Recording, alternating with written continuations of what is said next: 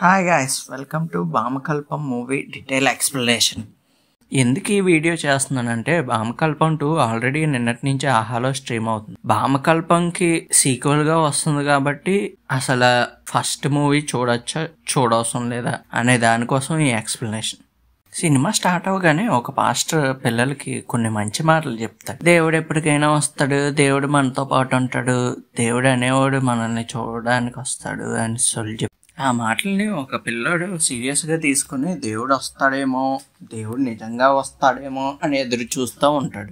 Cut చేస్తే ఒక ఇద్దరు వ్యక్తులు కారులో వెళ్తూ ఒక గుడ్డు కోసం మాట్లాడుకుంటాడు. ఆ గుడ్డు చాలా విలువైనది. అది రష్యాలో ఫ్యాబర్జీ అనే వ్యక్తి 69 గుడ్లను వాళ్ళ కింగ్ కోసం తయారు చేశాడని, అందులో 10 గుడ్లు మాత్రమే మిగిలాయని, అందులో ఇదొకటని చెప్తాడు. తీరా చూస్తే వీళ్ళిద్దరికి చిన్న మిస్అండర్స్టాండింగ్ అయ్యి ఆ గుడ్డు వీళ్ళ దగ్గర నుంచి పడిపోయి ఒక కోడిగుడ్లు తీసుకున్న వెళ్తున్న వ్యాన్ లో పడిపోతుంది. అక్కడి నుంచి భయ్య సినిమా స్టార్ట్ అవుతుంది. ప్రియమణి ఎంట్రన్స్. ప్రియమణి యాక్టింగ్ ఎలా ఉంది అని చెప్పాలంటే చిప్పడేస్తుంది. ఆ సినిమాలో కేకలా యాక్టింగ్ ఉంటది, చాలా న్యాచురల్ గా ఉంటది. దానికి తోడు శిల్ప క్యారెక్టర్ గా యాక్ట్ చేసిన శరణ్య ప్రదీప్ గారు చాలా బాగా యాక్ట్ చేశారు.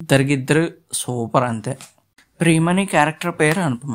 ఈ అనుపమ ఎలాంటి వ్యక్తి అంటే ఎవరైనా పక్కోళ్ళు ఏదైనా చేసేసుకుంటున్నారేమో, ఏం మాట్లాడుకుంటున్నారు, ఏం చేసుకుంటున్నారు, ఎవరు వస్తున్నారు అనే యాంగ్జైటీ, ఆ విషయాలన్నీ తెలుసుకుంటూ శిల్పను కూడా కొన్ని విషయాలు అడుగుతూ ఉంటారు. శిల్ప కూడా అలాగే చెప్తూ ఉంటది. ఈ అనుపమ వాళ్ళ ఇంటి ఎదురుగా ఉన్న ఒక ఫ్లాట్ లో ఫిరోజ్, సైరా అనే ఇద్దరు భార్య భర్తలు ఉండేవారు. వాళ్ళకి ఎప్పుడు గొడవలు వస్తూ ఉంటాయి. అది చూసి ఏదో జరిగిపోతుందని అనుపమ అనుకుంటూ ఉంటది. ఒకరోజు ఆ ఫ్లాట్ చాలా సైలెంట్గా ఉంటుంది. ఏమైందో తెలుసుకోవడానికి అనుపమ వాళ్ళ ఇంట్లోకి వెళ్తారు. తీరా చూస్తే అక్కడ ఫిరోజ్ చచ్చిపోయి ఉంటాడు. అది చూసిన అనుపమ చాలా టెన్షన్ గా ఫీల్ అయ్యి భయపడుతూ ఉంటుంది. తీరా ఎవరో వస్తున్నట్టు గమనించి కవర్లోకి వెళ్ళి దాక్కుంటది. కానీ అక్కడికి వచ్చింది ఇంకెవరో కాదు, మణి అనే వ్యక్తి. నేను ఫస్ట్ లో చెప్పాను కదా గుడ్డు పోగొట్టుకుంటారని. ఆ వ్యక్తే ఇక్కడికి వచ్చి ఫిరోజ్ని చంపేసి వెళ్ళిపోతున్న టైంలో అనుపమ ఫోన్ రింగ్ అవుతుంది. అది చూసిన మణి మళ్ళా వెనక్కి వచ్చి డోర్ తీయబోతాడు. అనుపమ అతన్ని నెట్టుకొని వెళ్ళిపోతాడు. అలా వెళ్ళిపోతున్న అనుపమని మణి పట్టుకొని వెనక్కి లాగి కొట్టాలని ట్రై చేస్తాడు. అదే ప్రాసెస్ లో అనుపమకి తెలియకుండా ఫోర్క్ తో తన మెడ మీద పొడి చేస్తాడు. చచ్చిపోయాడేమో అనుకొని తన ఒక సూట్ కేసులో పెట్టేసి తన ఫ్లాట్ కి తీసుకుని వెళ్ళిపోతాడు. ఇంకేముంది, మరుసటి రోజు శిల్ప వస్తుంది పనిలోకి. ఆ శిల్పకి జరిగిందంతా చెప్తారు. శిల్ప ఏమొచ్చి అక్కయ్య ఎంత పని చేసావు అక్క, ఇప్పుడు కానీ ఎవరికైనా తెలిస్తే మన ఇద్దరం జైలుకి వెళ్లాల్సి ఉంటది, ఇద్దరం బుక్ అయిపోతాం అని అంటది. తీరా చూస్తే అనుపమకి నయ్యర్ అనే వ్యక్తి నుంచి కాల్ వస్తుంది. బాగానే మా వాడిని చంపేసి ఎక్స్ట్రాలు మింగుతున్నావు, నాకు మర్యాదగా ఆ గుడ్డు ఇచ్చే, ఆ గుడ్డు ఇవ్వకపోతే మిమ్మల్ని చంపేస్తానని బెదిరిస్తాడు. ఇక్కడి నుంచి కథ ఉంటది భయ్యా. అబ్బాబాబాబా, ట్విస్ట్ల మీద ట్విస్ట్లు, మామూలు ట్విస్ట్లు కాదు. ఇదంతా చూస్తున్న పోలీసులు ఊరుకునే ఉంటారా?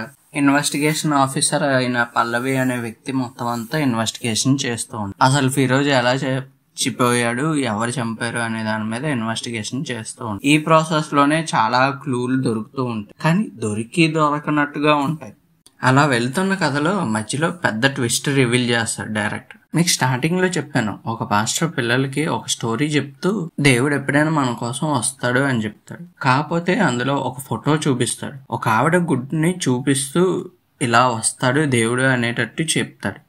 ఆ పిల్లోడే డానియల్ బాబు. మనోడు కూడా ఎలాగోకలా పాస్ట్ అయిపోతాడు. అందరికీ అంటే సభలు పెట్టి దేవుడు ఎప్పుడైనా వస్తాడు, మనందరం గొర్రెల్లాంటి వాళ్ళం, ఒక గొర్రె తప్పిపోతే దేవుడు మనల్ని కాపాడడానికి వస్తాడు అనే సొల్లి చెప్తూ ఉంటాడు. ఈ డానియల్ బాబు దగ్గరికి అపార్ట్మెంట్ వాళ్ళందరూ వెళ్తూ ఉంటారు. అంటే చాలా మంచోడు అనే హోప్ మీద అందరికి క్రియేట్ చేస్తాడు మంచోడు అని చెప్పి. డానియల్ ఏమంటాడంటే, మన అందరం గొర్రెల్లో అంటాలో, మన ఒక గొర్రె తప్పిపోతే మన కోసం దేవుడు వస్తాడు అనే సొల్లి చెప్తూ ఉంటాడు. ప్రియమణి మీద చెయ్యేసి, అనుపమ మీద చెయ్యేసి. అది చూసిన సైరా, దేవుడు ఎప్పుడైనా మన కోసం వస్తాడా డానియల్ అని అడుగుతుంది. వస్తాడు, తప్పు చేస్తే కంపల్సరీగా వస్తాడు అని చెప్తాడు. తీరా చూస్తే డానియల్ దగ్గరికి ఒక రోజు రాత్రి సైరా గుడ్డు పట్టుకొని వస్తుంది. సేమ్ చెప్పిన పోస్టర్ లాగే కనిపిస్తుంది. డానియల్ అప్పుడు అనుకుంటాడు, ఓడి అమ్మ దేవుడు వస్తాడు, దేవుడు వచ్చేస్తున్నాడు అనేసి ఆ గుడ్లు ఆగేసుకొని ఇంకా సైరాకి ఇవ్వడు. మరి గుడ్డు కోసం మా ఆయన అడుగుతాడు కదా అంటే, చంపేద్దాం ఏముంది, దేవుడి కన్నా ఎవరు గొప్ప కాదు అని చెప్తాడు.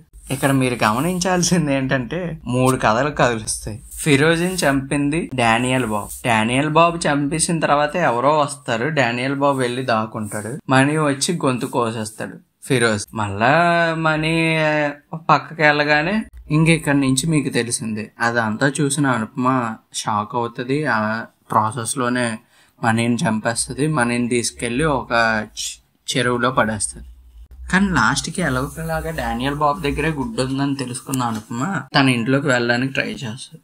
వెళ్తుంది. వెళ్ళి వస్తున్న టైంలో డోర్ లాక్ అయిపోతుంది. ఆ డోర్ ఇలా లాగ్గానే మన ఇన్వెస్టిగేషన్ ఆఫీసర్ పల్లవి కనిపిస్తుంది. పల్లవికి డౌట్ వచ్చి అనుపమాని అడుగుతూ ఉంటది, ఎందుకు వచ్చావు ఇక్కడికి ఈ టైంలో, నీకేం పని, అది ఇది అని. ఇంకేముంది, అనగాల నుంచి సైకో అయిన డానియల్ బాబు వచ్చి పల్లవిని చంపేస్తారు. అక్కడి నుంచి అనుపమ ఎలాగోలా తప్పించుకుని ఒక గదిలోకి వెళ్ళిపోతుంది. ఆ గన్ షాట్ విన్న అనుపమ వాళ్ళ హస్బెండ్ అయిన మోహన్ పోలీసులను తీసుకొచ్చి పైకి వస్తాడు. తీరా చూస్తే డానియల్ బాబుని పట్టేసుకుంటారు. పల్లవి చనిపోతారు. అనుపమాని కూడా ఎలాగోలా కాపాడేస్తారు. లాస్ట్కి ఆ గుడ్డు ఎవరి చేతికి వెళ్ళదు, ఒక డ్రైనేజ్ లో పడిపోద్ది. అది ఎవడు పట్టించుకోడు కూడా. అంటే పట్టించుకోడు అంటే అలా చూపించరు. చివరికి ఏముంది కదా, సుఖాంతం. సినిమా అయితే మరీ అంత బాగుంటది అని ఏం చెప్పను, పర్వాలేదు, చూడొచ్చు, నవ్వుగా ఉంటది. ఓ పక్క న్యాచురల్ గా కూడా. ప్రేమని శరణ్య ప్రదీప్ యాక్టింగ్ అయితే టాప్ నాచ్ లో ఉంటది ఈ సినిమాలో. అంతకు మించి ఇంకేం చెప్పలేం. పర్వాలేదు, స్టోరీ టెల్లింగ్ కూడా డైరెక్టర్ అభిమన్యు కూడా బాగానే తీసుకెళ్తాడు సినిమా. ఎక్కడ ఏమంటారు తప్పులు లేక. ఈ సినిమాలో స్టోరీ అంతే ఇంపార్టెంట్, బ్యాక్గ్రౌండ్ మ్యూజిక్ కూడా అంతే. అలాగే బ్యాక్గ్రౌండ్ మ్యూజిక్ కూడా ఏం తక్కువ చేసి చెప్పట్లేదు, చాలా బాగుంటుంది. స్టోరీకి తగ్గ బ్యాక్గ్రౌండ్ మ్యూజిక్ కొడతారు, చాలా బాగా అనిపించింది నాకైతే. ఒక్కొక్క దగ్గర అయితే టాప్ నాచ్ ఉంటుంది బ్యాక్గ్రౌండ్ మ్యూజిక్. లాస్ట్ లో కానిస్టేబుల్ అనుపమ దగ్గరికి వచ్చి, నువ్వే మనీని చంపిందని నాకు అది ఎప్పుడో తెలుసు, కాకపోతే పల్లవి మేడం చచ్చిపోయిన దానికి ఏం విలువ ఉండదు కదా నువ్వు దొరికిపోతే అని అంటాడు. అది విన్న అనుపమ, పల్లవి మేడం చనిపోవడానికి కారణం నేనే, దేవుడు నన్ను క్షమించాడు, దేవుడు ఎప్పటికైనా నాకు శిక్ష చేస్తాడు అని అంటాడు. అది విన్న కానిస్టేబుల్, దేవుడు ఎక్కడ ఉన్నాడు, దేవుడు ఉంటే పల్లవి మేడం అంత మంచి ఆవిడని ఎలా చంపేస్తాడు, కాపాడేవాడు కదా, దేవుడు అనేవాడే లేడు, ఉంటే ఇన్ని మోసాలు, ఇన్ని హత్యలు, ఇంత చెత్తలా జరుగుతుంటే ఆపాలి కదా, మనం అలా అనుకోకూడదు, ఎప్పుడు దేవుడు ఎప్పుడు మనతో పాటే ఉంటాడు, కానీ మనం అది గమనించాం, మనమే ఒక దేవుడు అనేటట్టు చెప్తాడు. అందుకే ఎవడు చెప్పిన సొల్లు వినకూడదు. పత్తిగాల్లాగా సభలు పెట్టి మరీ చెప్తారు, మా దేవుడు ఎప్పటికైనా మా కోసం వస్తాడు, చేస్తాడు, మనల్ని కాపాడేస్తాడు. పొంగేం కాదు, దేవుడు అనేవాడు వస్తే ఇంకేమి, ఎవడి ప్రాణాలు పోవు, ఎవడు దేనికి దొరకడు. ఆ సొల్లు ప్రపంచం నుంచి బయటికి రండి. మనకి మనమే దేవుడు, ఇంకెవరు కాదు. సినిమా అంతా ఏదో థ్రిల్లర్ డ్రామాలా సాగిపోతూ ఉంటది. చూసినంతసేపు బోర్ అయితే కొట్టదు ఎక్కడ. ప్రేమని చెప్తున్నానుగా మళ్ళా చెప్తున్నానని అనుకోవద్దు, యాక్టింగ్ అయితే ఇచ్చి పడేసింది. అలాగనే శరణ్య ప్రదీప్ కూడా ఏం తక్కువ కాదు, ఇద్దరు బాగానే చేస్తారు. సినిమా అయితే బాగానే ఉంది. దీనికి సీక్వెల్ గా వచ్చిన బామ్ కాల్పౌండ్ 2 ఎలా ఉందో చూసి చెప్తా. ఓకే గాయ్స్, ఇది వాళ్ళ వీడియో. లైక్ చేయండి, షేర్ చేయండి, సబ్స్క్రైబ్ చేసుకోండి. లేకపోతే వద్దు.